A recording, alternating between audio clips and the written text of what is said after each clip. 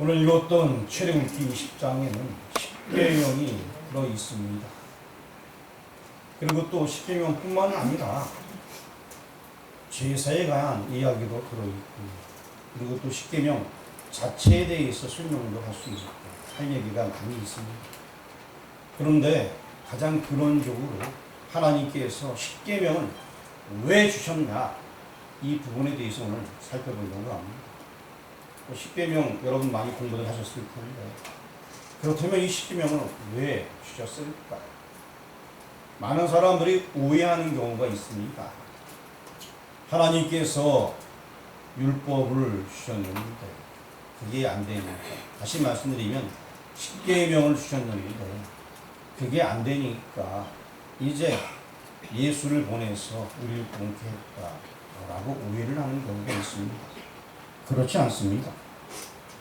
그들은 십계명을 받기 전에 먼저 하나님의 백성이었습니다. 오늘 본문의 2절 말씀을 같이 한번 살펴보도록 하겠습니다. 같이 읽어봅니다. 나는 너를 애굽 땅 종되었던 집에서 인도하였네, 내 하나님 여호와니라. 여기 보니까 종으로 있던 그 사람들, 그들을 2절 말씀에 나는 결국 너를 애굽 땅에서 인도해낸 여호와다라고 표현해주고 있습니다. 내가 먼저 너희에게 은혜를 베풀어 주어 내가 너희의 여호와 하나님이다 라고 이야기를 하고 있습니다. 먼저 이들은 하나님의 백성이 되었기 때문에,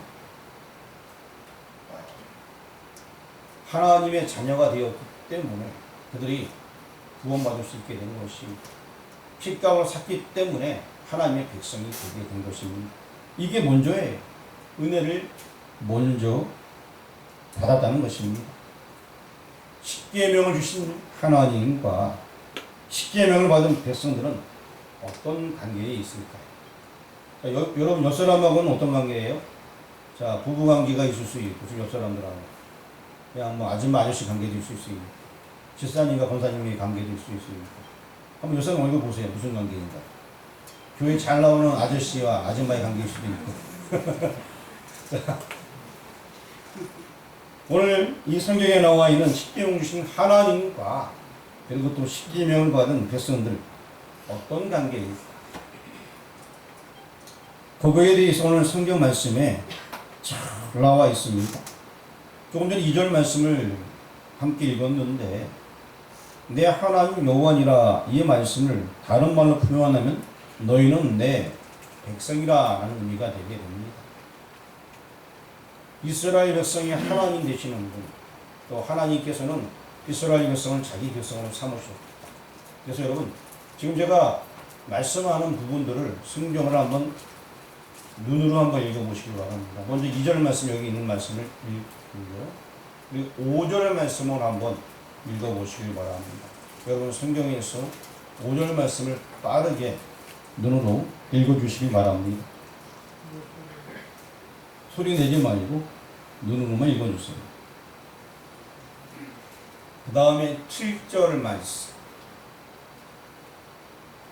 빠르게 읽어주시고, 10절 말씀, 10절 말씀도 얼른 읽어주세요. 자, 12절 말씀,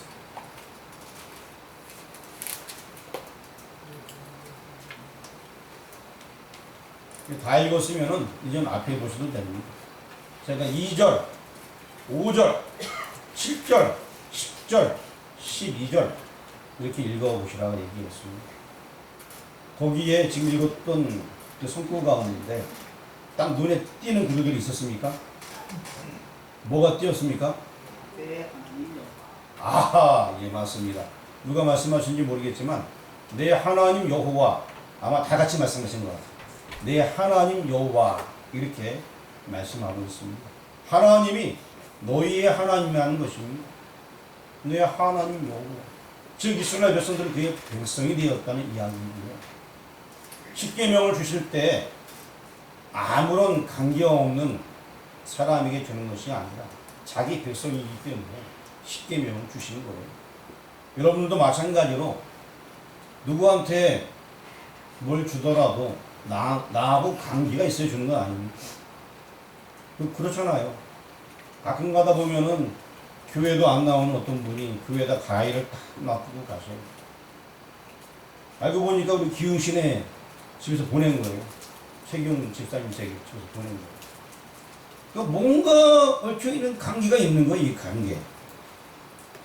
매년마다 처음 난 걸 다 갖다서 보내는 거예요. 교회도 안 나오시는데. 저희는 너무나 감사하죠. 참회건 무슨 처음 나온 걸 교회도 사택 앞에 다 가지고 가죠. 아니 신앙생활 안 해도 뭔가 저랑 관계가 있으니까 내려놓고 가는 거 아니겠어요? 자, 하나님께서는 이스라엘 백성들을 자기 백성을 사용하기 때문에 그러하기 때문에 그들에게 십계명을 주시는 것입니다. 또 십계명을 받는 이스라엘 백성들도 십계명을 주시는 이가 누군지 알았기 때문에 받는 거예요. 오늘 여러 번 성경책에서 2절, 5절, 7절, 10절, 12절에서 내 하나님 여호와가 라고 말씀하고 있지 않습니까? 이 관계를 그들도 알았어요. 이 말씀을 받을 때부터. 이들은 오래전부터 이러한 관계를 알고 있었습니다. 그러면 어떻게 해서 백성과 하나님과의 관계가 되었나? 이것은 여러분 성경에 잘 나와 있습니다. 이스라엘 백성들이 계속 노예 생활할 때에 너무 힘들어서 하나님을 찾습니다. 왜냐하면 그들은 아브라함, 이삭, 야곱의 후손이었습니다. 그걸 알고 있기 때문에 아브라함의 하나님, 이삭의 하나님, 야곱의 하나님, 그 하나님을 부르짖을 때 이제 하나님께서 모세라는 사람을 불러주어서 이스라엘 백성들을 구원하게 하였습니다. 그들은 노예에서 하나님의 백성이 되게 된 거예요. 그래서 하나님과의 관계, 이것이 성립될 수가 있었습니다. 굉장히 중요한 관계죠. 그들의 힘으로는 애굽 땅에서 나올 수가 없었습니다. 하나님께서 그들과 함께 하셨기 때문에 여러 가지 재앙이 있었고 마지막 재앙 유월절 넘어간다는 의미죠. 월감한다 할 때도 월자 들어가듯이 유월한다 넘어간다는 얘기입니다. 재앙이 넘어가게 된 거예요. 거기에는 어린 양의 피가 있었습니다. 모든 사람들은 알았어요. 아, 누군가 대신 죽었고. 모든 애굽 땅의 장자를 멸하는 그 날에 우리 이스라엘 지경 고센 땅에도 재앙은 분명히 있었는데 누군가 대신 피를 흘려 주었구나. 그 누군가가 바로 어린 양이었습니다. 구약시대는 예표였지 않습니까? 그래서 그 이후에 핏값으로 산 백성이라 라고 불러지게 됩니다. 그래서 하나님의 자녀가 되게 된 것입니다. 자, 이제 오늘 말씀을 듣게 되니까 하나님의 백성 된 것은 행함으로 된 것인가요? 은혜로 된 것입니다. 뭘로 된 것이죠? 은혜로 된 것입니다. 우리가 하나님의 백성 된 것은 내가 큰 일을 행해서 된 것이 아니라 어린 양의 피로 말미암아 그냥 은혜로 되어지게 된 것입니다. 명확하게 여러분 기억해야 됩니다. 다른 말로 다시 물어보려고 합니다. 자, 여기 이스라엘 백성이 하나님의 백성이 된 것은 은혜입니까? 율법입니까?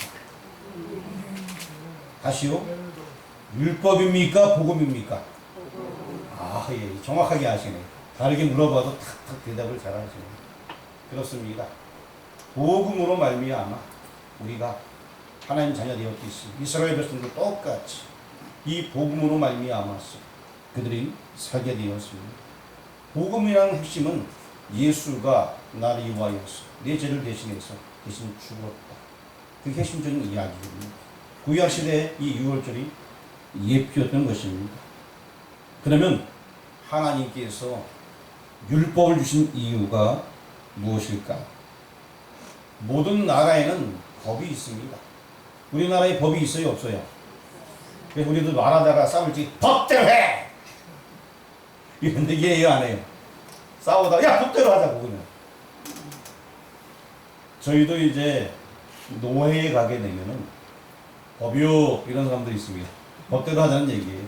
회의를 진행하다가 선전포로 빠지면 의장 법대로 하시죠.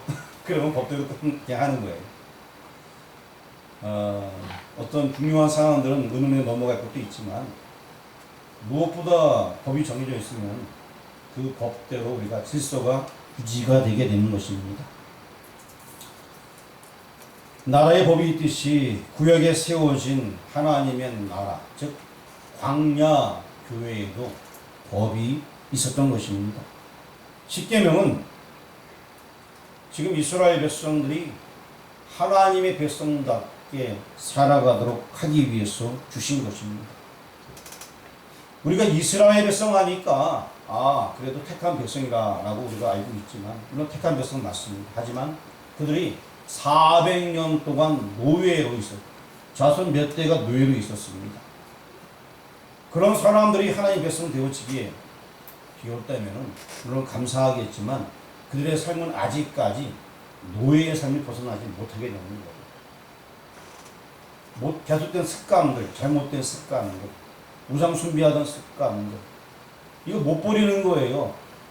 우리나라에도 조선왕조 500년이라는 여기는 이 사람들은 430년이지만 우리나라도 500년이나 지나면서 내려온 여러 가지 어떤 미신적 행위, 주술적 행위는 잘 못 버리는 거예요.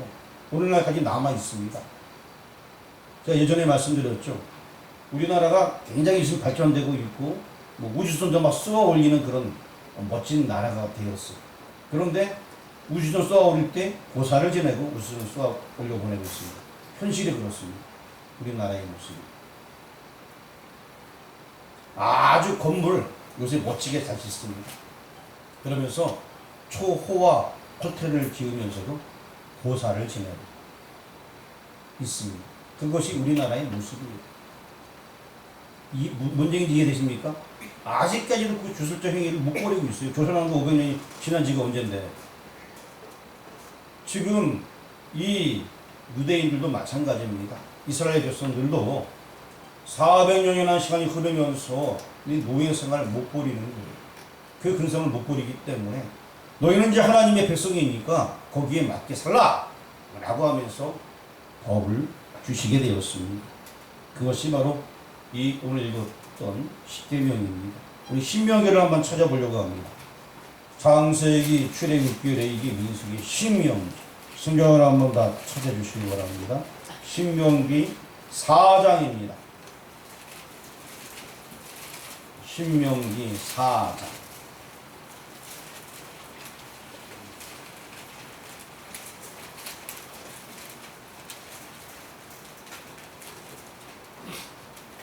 (10절) 말씀.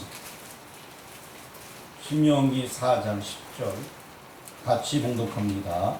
내가 호렙산에서 내 하나님 여호와 앞에 섰던 날에 여호와께서 내게 이르시기를 나에게 백성을 모으라. 내가 그들에게 내 말을 들려주어 그들이 세상에 사는 날 동안 나를 경외하고 배우게 하며 그 자녀에게 가르치게 하리라 하시니 하나님의 법을 가르쳐야지만 알게 되기 때문에 이렇게 가르쳐주고 있는 것입니다. 이 신명기 4장 13절 말씀도 같이 읽어보겠습니다. 시작. 여호와께서 그의 언약을 너희에게 반포하시고 너희에게 지키라 명령 붙였으니 그 십계명이며 두 돌판에 침이 쓰신 것이라. 분명히 지금 신명에서 얘기해주고 있죠. 십계명 가르치고 지키라는 거예요. 하나님의 백성이 됐긴 되었지만 이제 계명을 주심으로 죄를 범치 않게 하고 하나님의 이름을 더럽히지 않도록 하기 위하여서 이 계명을 주셔서 하나님의 자녀답게 살아가라 라고 이 계명을 주셨습니다. 그래서 우리가 잘못될까봐 여기 나와 있는 이스라엘 백성들이 잘못 행동할까봐 십계명에는 너는 이거 하지 말라 이거 하지 말라 이런 게 많이 기록되어 있어요. 제가 집에 앉아서 쉬어봤어요. 하지 말라, 하지 말라, 하지 말라. 몇 번이나 있을까요? 좀 빨리 찾아보면 되잖아요. 몇 번이나 나와 있을까요? 10번도 넘어요. 하지 마, 하지 말라. 제가 세보니까 13번 나와 있더라고요. 정확하게 섰는지 모르겠지만 우리가 잘못된 길을 갈까봐 하지 말라, 하지 말라, 하지 말라 이렇게 하지 말라는 이야기. 구체적으로는 이제 여기 이스라엘 백성들에게 얘기하는 거죠. 하지 말라. 이 율법을 주신 의도. 우리 출애굽기 19장 8절 말씀. 출애굽기 19장 8절 찾았나요? 같이 봉독하겠습니다. 백성이 일제히 응답하여 이르되 여호와께서 명령하신 대로 우리가 다 행하리이다. 모세가 백성의 말을 여호와께 전하매. 자, 모세가 이야기해준 모든 것들을 이스라엘 백성들이 다 그대로 행하겠습니다 라고 고백하는 그런 모습입니다. 그리고 출애굽기 24장 조금 더 넘겨서 24장 3절 말씀. 24장 3절 찾았으면 같이 봉독하도록 하겠습니다. 모세가 와서 여호와의 모든 말씀과 그의 모든 율례를 백성에게 전하매 그들이 한 소리로 응답하여 이르되 여호와께서 말씀하신 모든 것을 우리가 준행하리이다. 자, 다 지키겠다 라고 얘기하고 있습니다. 모세는 하나님의 말씀 그대로 대언했어요. 그러니까 사람들이 다 지키겠습니다. 얼마나 멋져요. 다 지키겠다.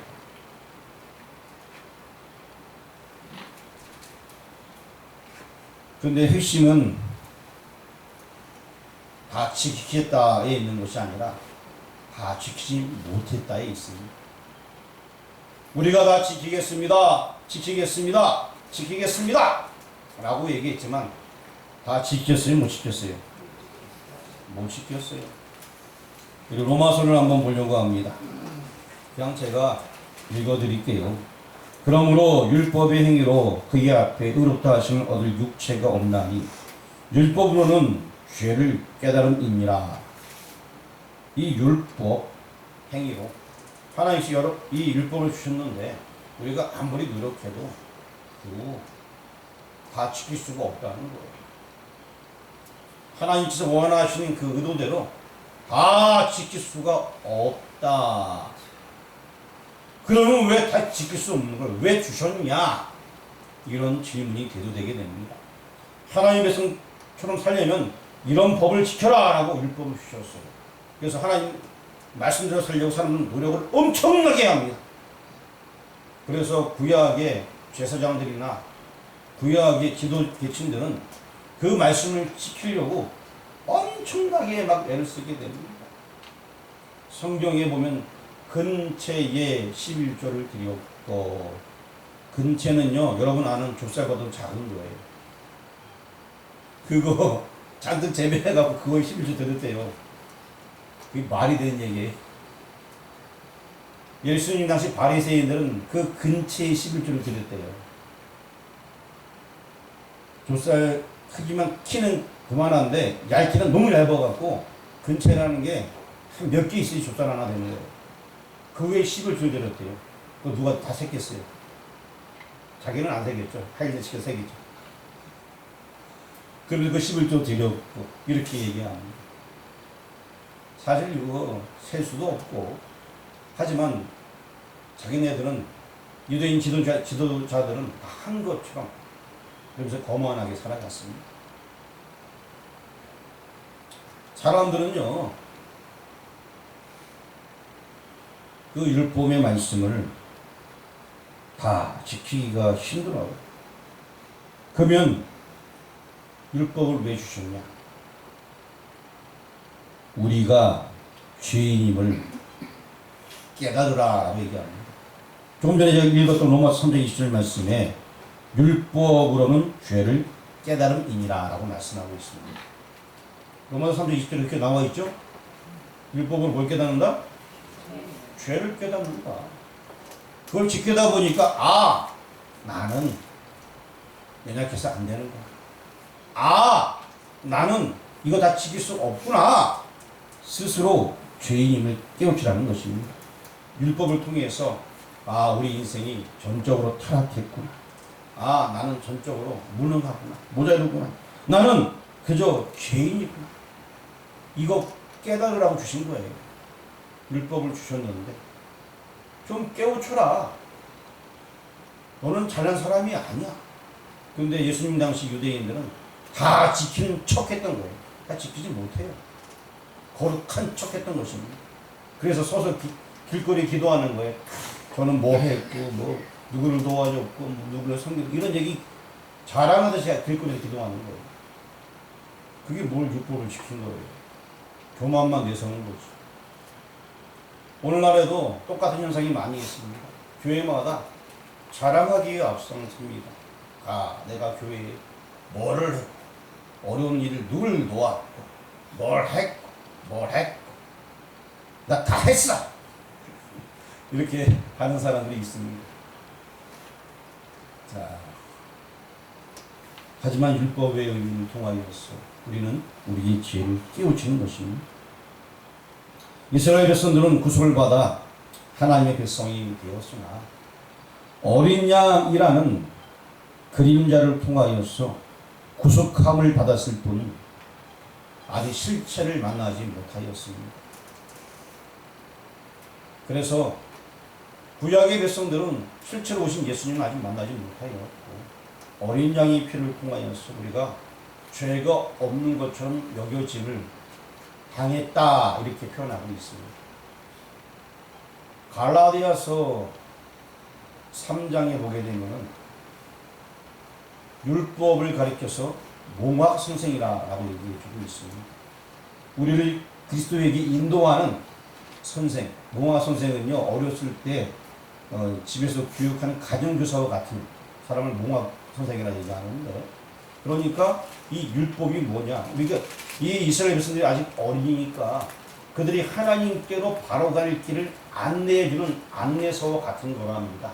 그래서 그들이 죄는 그리스도의 은혜로 말미암아서 어린양의 피로 말미암아 용서함 받은 것, 누군가의 피로 인하여서 은혜를 받긴 받았는데 아직 온전하지 못함으로 예수님을 닮아갈 수 있도록 그리스도를 닮아갈 수 있도록 율법을 주신 거예요. 하지만 그를 통하여서도 우리는 여전히 부족하고 우리는 죄인이구나, 이것을 깨우치라고 율법을 주신 거예요. 무슨 얘기인지 이해되셨습니까? 법을 주어주게 되고 법대로 살려고 무단히 노력하라는 거예요. 자, 다시 여러분에게 말씀드리겠습니다. 여기 계신 여러분들은 이럴 거예요. 나는 법 없이도 살 수 있어. 내가 얼마나 성실하게 살아왔는지. 근데 여러분, 정말 여러분이 법대로 잘 살아왔는지 한번 생각해 보시기 바랍니다. 우리나라 법, 성경에 얘기하는 법 말이에요. 우리나라의 법, 길에서 침 뱉는 거, 코딱지 버리는 거, 신호등 지키는 거. 신호등 지킨다는 의미는 정확하게 횡단보도 흰색을 받고 가는 거, 옆으로 한 발짝도 안 나갔는지 한번 생각해 보시길 바랍니다. 그거 외에도 남성분들은 속도를 잘 지키는가.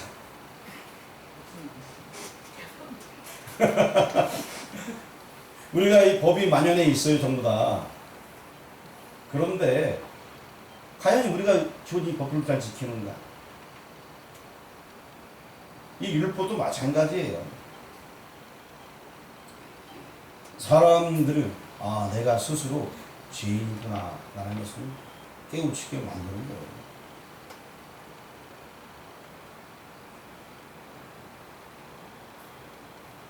이제 십계명을 왜 주셨냐 정리하려고 합니다. 이미 제가 얘기를 다 했어요. 첫 번째는 하나님의 백성답게 살아가기 위해서. 저와 여러분은 하나님의 백성입니다. 그렇다면 하나님의 백성답게 살아가기 위해서 율법을 주셨어요. 물론 우리가 실수하고 다 못 지키고 그래서 죄인을 깨우치기 때문에 더 회개하고 하나님께 나가는 거예요. 율법이 주어졌으니까 지켜야 되는 거예요. 하나님 말씀이 주어졌으니까 지켜야 되는 거예요. 하지만 아까도 제가 설명드렸듯이 모든 법들을 다 지키기 힘들어요. 아무리 법을 잘 지키는 사람이 있다 하더라도 잠시 졸아서 중간에 침방할 수도 있는 거예요. 그렇듯이 이 하나님 것도 마찬가지로 다 지키기가 쉽지 않습니다. 운전하고 여러분 가다 보면은 앞에 차가 서 있어요. 그럼 중간선 넘어야 돼, 안 넘어야 돼요? 넘어야 되는 거예요. 계속 기다리고 있으면 안 되는 거예요. 이 법이라는 게 참으로 애매한 거예요. 이 율법도 마찬가지예요. 하나님과의 관계인데. 그래서 이 율법에 십계명 주신 이유 첫 번째는 하나님 백성답게 살아가기 위해서. 자, 다시 여러분이 물어보겠습니다. 십계명을 왜 주셨습니까? 첫 번째, 하나님의 백성답게 살아가기 위해서. 예, 하나님의 백성답게 살아가도록 하기 주셨습니다. 이제 두 번째를 이야기할 것입니다. 자신의 죄를 깨우치게 하도록 하기 위해서. 아까 다 얘기했죠? 자, 율법이 주어진 이유. 로마서 3장 10절에 나와 있잖아요. 뭘 깨우치기 위해서? 예, 자신의 죄를 깨우치기 위해서. 다시 묻겠습니다. 십계명을 주셨는데 왜 주셨냐? 첫 번째. 하나님의 백성답게 살아가기 위해서. 두 번째. 자신의 죄를 깨우치게 하기 위해서. 아, 좋습니다. 이제 여러분이 다 두 번째까지 다 암송하셨으니까 몇 사람이 한번 설명해 주시기 바랍니다. 자, 십계명을 왜 주셨냐? 첫 번째, 몇 사람한테? 몇 사람한테? 자, 두 번째. 아유, 다들 다 아시는 것 같아요. 야, 오늘 보는 분 한 분도 안 계시네. 싹 그냥 다 아시네. 야, 얼마나 좋은지. 자, 이 죄를 깨우치게 한다는 건 굉장히 중요한 거예요. 우리나라에 부흥기가 몇 번이 있었어요. 엄청난 성령의 운동이 있었고 복음의 역사가 우리나라에 많이 있었습니다.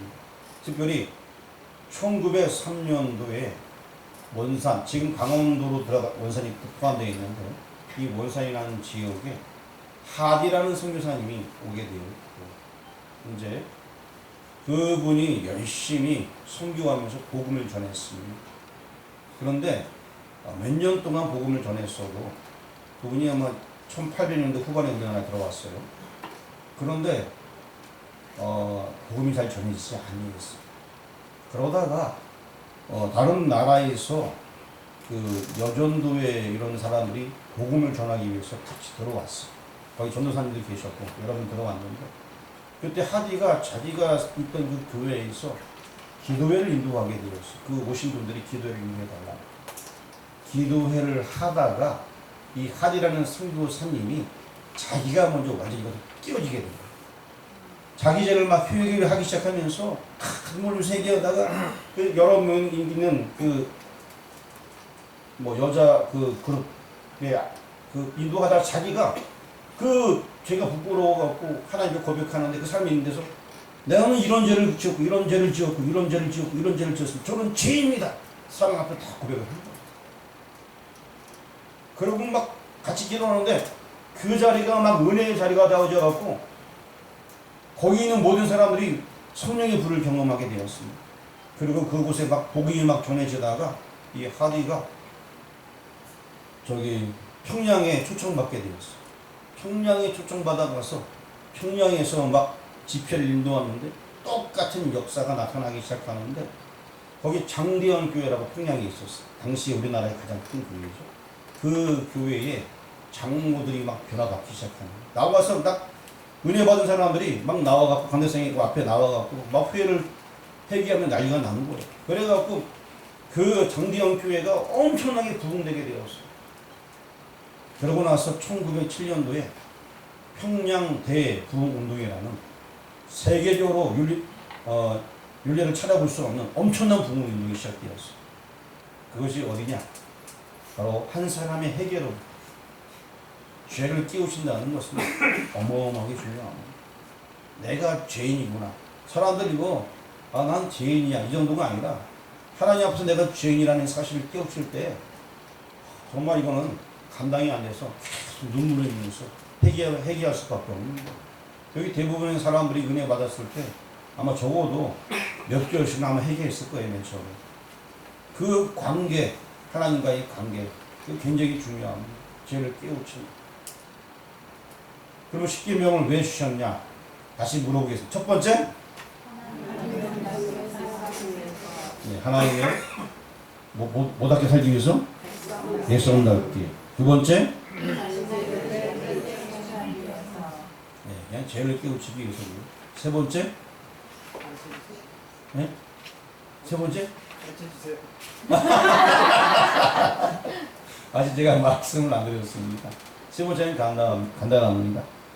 그리스도에게로 인도하기 위해서. 내가 변해야지만 다른 사람